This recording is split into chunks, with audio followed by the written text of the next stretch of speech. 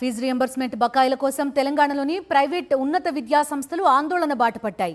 November 3 నుంచి కాలేజీలను నిరవధికంగా బంద్ చేయాలని నిర్ణయించాయి. గతేడాది నుంచి బకాయి పడ్డ ఫీజు రియంబర్స్మెంట్ కోసం తప్పనిసరి పరిస్థితుల్లో బంద్ చేయక తప్పడం లేదని ప్రకటించాయి. వివిధ కారణాలతో ఇంతవరకు ఆలస్యం చేస్తూ వచ్చిన ప్రభుత్వం ఇప్పుడైనా బకాయిలు చెల్లిస్తుందా? కాలేజీల యాక్షన్ ప్లాన్ ఏంటి? తెలంగాణలోని ప్రైవేటు ఉన్నత విద్యా సంస్థలు ప్రభుత్వానికి గడువు విధించాయి. నవంబర్ 1వ తేదీలోగా తమ ఫీజు రియంబర్స్మెంట్ బకాయిలు విడుదల చేయకపోతే నవంబర్ 3వ తేదీ నుంచి నిరవధిక బంద్ పాటిస్తామని ప్రభుత్వాన్ని హెచ్చరించాయి. ఇటీవల ప్రభుత్వం ఇస్తామన్న వాటిలో 900 కోట్ల రూపాయలను నవంబర్ 1వ తేదీలోగా విడుదల చేయాలని డిమాండ్ చేశారు. గత విద్యా సంవత్సరానికి సంబంధించిన 9,000 కోట్లను వచ్చే మార్చి ఆఖరుకు విడుదల చేయాలని కూడా డిమాండ్ చేశారు. ఈ సంవత్సరం బకాయిలను వచ్చే ఏడాది జూన్ నాటికి ఇవ్వాలని అన్నారు. 4 ప్రధాన డిమాండ్లను రాష్ట్ర సర్కార్ ముందుంచిన ఉన్నత విద్యా సంస్థల సమాఖ్య నవంబర్ 2ను డెడ్లైన్ గా ప్రకటించింది.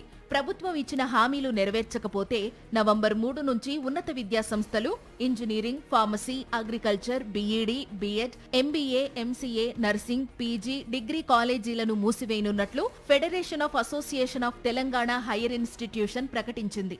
బంద్ కాలంలో రోజుకో తరహాలో నిరసన కార్యక్రమాలు నిర్వహిస్తామన్నారు. 10 లక్షల మంది విద్యార్థులతో హైదరాబాద్లో ఆందోళన చేస్తామని హెచ్చరించారు. విజిలెన్స్ దాడులు అంటూ బెదిరిస్తే వెనక్కి తగ్గేది లేదని, బకాయిలు చెల్లించేదాకా ఆందోళన బాట వీడేది లేదని అసోసియేషన్ స్పష్టం చేసింది. దసరాకు ముందు కాలేజీల బంద్ ప్రకటనతో ప్రభుత్వం దిగివచ్చి 1,200 కోట్ల రూపాయల బకాయిలను 2 విడతల్లో చెల్లించేందుకు హామీ ఇచ్చింది. అయితే దసరా నాటికి 300 కోట్లు మాత్రమే చెల్లించి మిగతా బకాయిల్ని ఇప్పటి వరకు ఇవ్వలేదని కాలేజీ యాజమాన్యాలు ఆవేదన వ్యక్తం చేస్తున్నాయి. గత ప్రభుత్వంలో 2 ఏళ్లు, ఇప్పుడు 2 ఏళ్ల నుంచి ఫీజు రియంబర్స్మెంట్ ఇవ్వకున్నా కాలేజీలను నెట్టుకొచ్చామని, ఇక కాలేజీలు నడిపే పరిస్థితి లేనందున సమ్మెకు దిగక తప్పడం లేదని ఉన్నత విద్యా సంస్థల సమాఖ్య తెలిపింది.